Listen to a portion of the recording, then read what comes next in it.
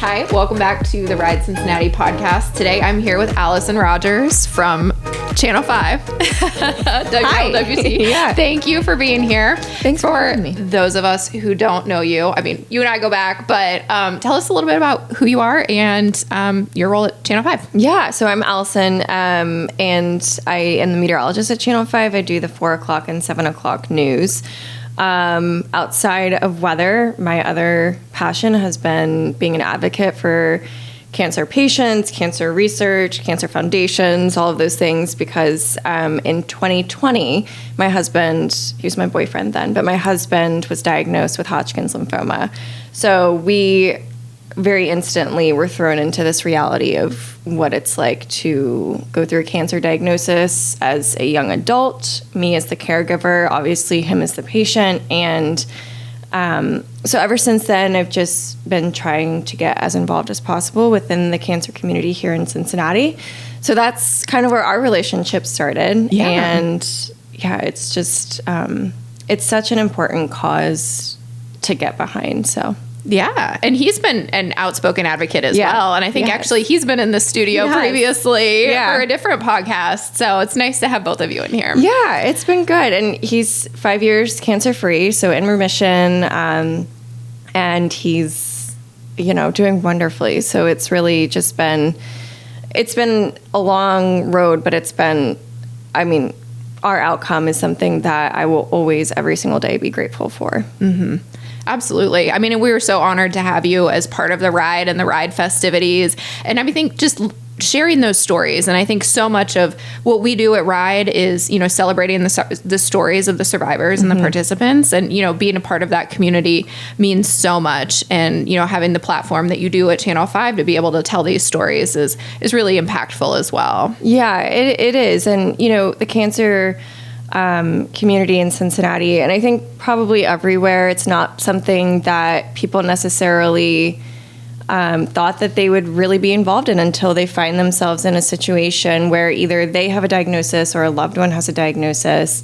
And, some people, their reaction is, let's get involved, let's give back, let's be advocates. And that was kind of our situation in our boat with it. And it's been an honor to be able to be a voice and to be a part of it and to raise awareness, all of it. Yeah. I mean, and especially so young too. I mean, it's really such an example of we're all touched by cancer. We can't avoid it. And, just to see you and just coming back from it in such a way and turning it into advocacy is really inspiring. Yeah. And I think as young adults, I can't speak for him as the patient, but I know that being right there with him, always felt this extra sense of loneliness as a young adult because all of our friends were going through different milestones and nothing of that nature, thankfully, right? You don't want to see anybody else go through that. But it felt very isolating in a time where most people are either getting married or getting engaged or having kids. We were dealing with this diagnosis. And I mean, in that time we did get married, so we were a little bit crazy, but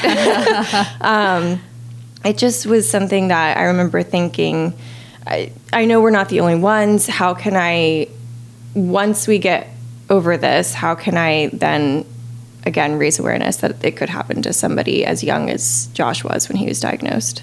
And you leaned on several resources here locally in Cincinnati as well. Yeah, the Leukemia and Lymphoma Society was instrumental in connecting us actually with other people who were in a similar situation. He was able to connect with a survivor 5 years removed from a similar diagnosis. Oh, wow. And so that was invaluable for him to talk to somebody on the other side of this and to hear that life can get back to normal. Yeah. And to hear that, just hear someone else's story and relate on certain things. I know that he really benefited from that connection. I was able to talk to someone who was a caregiver as well while her husband was going through a diagnosis, and to just be able to talk to someone and say some of the things that you think or you go through, like, yeah, I take breaks and I cry in the shower too. And it's like, oh, okay, so this is something that someone else has gone through.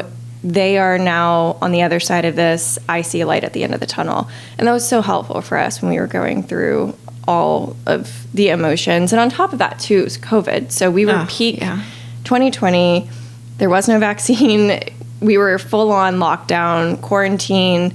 I mean, we had friends and family come and talk to us through the window, that whole situation. So that added a whole nother layer of both, I think, complications, but then also an extra sense of sanitation that some people who may have been diagnosed a year or two prior, they were already used to wearing masks, but the rest of the world was not. So they were still, being exposed to germs. So for us, it was double-edged. Like, it definitely provided more layers on both directions. I can't imagine. But I mean, thankful for these resources. Yeah. And, Ride Cincinnati is definitely involved with trying to support, especially this year with our shift in focus, really trying to support more of that support community as well. So I'm glad to hear that came through for you, even during such an eventful time. I know. Well, wonderful. And then shifting gears a little bit to this year's ride, we're looking forward to September, which is September 13th. Yeah. We have a one-day community festival-like experience in store for everyone. Tell us a little bit about, kind of your experience with Ride and what your key takeaways and what you found really, really special about this event. It's so fun. And it also feels intimate. You have so many people who are involved, but you go to the kickoff party and you get to meet riders, you get to meet doctors who are riders for the weekend. You get to meet, I've been fortunate enough to get to meet the family who started this entire foundation all those years ago, and to hear their gratitude and their story. It just adds another layer of motivation, I think, for anybody involved in Ride, whether you're a rider or you're somebody who's going to be watching and cheering your loved one on who is a biker. It really is such a fun and wonderful environment. That kickoff party is, it's fun. There's a live band, there's food, there's music, talking, and it's just, it really is so nice. And then you also have a chance to, I think, connect with everybody who's there and hear their stories of whether they are a patient or they are just a supporter. Or again, this organization has opened some doors for me to get to interview doctors who are doing that research and treating patients. And then they're turning around and riding on the weekend and raising money for the cause. So it's just wonderful to meet so many people who can get behind something as important as this. It is great to see the community really coming together and rallying. And to your point, how it started as just one family, is an honor for their matriarch, and it's turned into a tradition for so many, which is great. And we're so appreciative to have been a part of it as well. Yeah. And hope to see you back out there this year. We don't have a kickoff party, but we do have this year, we'll have a giant after party with entertainment, food, beverages, you name it. It's going to be like the kickoff party that you mentioned before, but just amplified. Which I love. A lot. So it's going to be great. The ride is done. Yes, right? The kickoff party, it's fun. It's a wonderful way to kick it off, but you still have that ride the next day. I know. And you have to moderate a little. Yeah. This way, everyone can do the ride and be just so proud of themselves. Because anytime I finish a race, no matter the type of race, it's always, you finish and it's like, oh my gosh, okay. And then you wonder, well, what am I going to do? I'm starving. I'm thirsty. And so it's wonderful that you have the celebration after the fact. Exactly. You can celebrate, you can drink your beer and know that you've earned it. Yeah. So within moderation, of course. Yeah. Well, great. Is there anything else that you want everybody to know about Ride Cincinnati, or? It's just, I think the fact that it's this grassroots effort, and it, everybody, the money goes back into cancer research, which is so important. And again, when I went back and I rewatched that story I did with the doctors, and hearing what they had to say about Ride Cincinnati, just saying that some of this can't happen without organizations and events like Ride Cincinnati in terms of cancer research and advancements. It is just instrumental. And to see so many people come together, again, for a cause, which is just fighting cancer and raising awareness and raising funds for research, it's so important. And it's unfortunately something that touches so many families and so many people. I mean, just today I was scrolling on Facebook and I saw someone around my age announce that they were diagnosed with cancer. So it's scary. Something that I feel like it happens every day. There are statistics to prove that.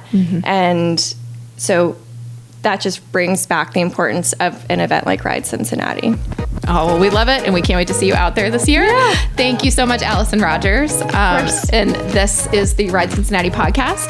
please be sure to like and subscribe, and we'll see you next time. Okay.